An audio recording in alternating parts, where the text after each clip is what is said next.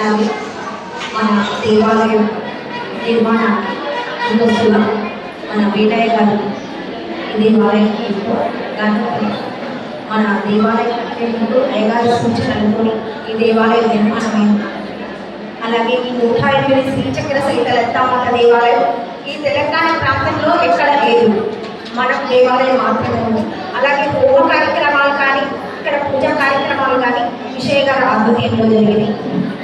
ఈ 2 కళ్ళతో మనం ఎంతో అద్భుతంగా ఈ దేవాలయం తీర్చిదిద్దుకున్నాము. అలాగే 108 ట్రస్టీలు ఉన్నారు ఈ దేవాలయానికి. ఎంతో మంది భక్తులు సహాయ సహకారాలు ఈ దేవాలయానికి అందించారు. ప్రతి శుక్రవారం రోజు లలిత సహస్రనామ పారాయణము, మణిదీపవర్ణన పారాయణము, లలిత చాలీస ఇలాంటి ఎన్నో కార్యక్రమాలతో ప్రతినిత్యము కుంకుమార్చన జరుగుతుంది. సువాసిని పీఠమాల సాధారణ లలితమ్మ వారికి సువాసిని పూజ చేస్తే ఎంతో ఆనందపడుతున్నాము.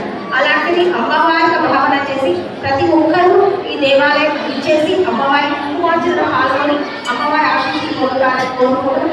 అలాగే ప్రతి పౌర్ణమి రోజు కూడా విశిష్టమైన పూజ హోమ కార్యక్రమాలు కూడా ఉంటాయి. అందరికీ ఇదే ఆహ్వానంగా భావిస్తున్నాం. శ్రీ మాతే నమః.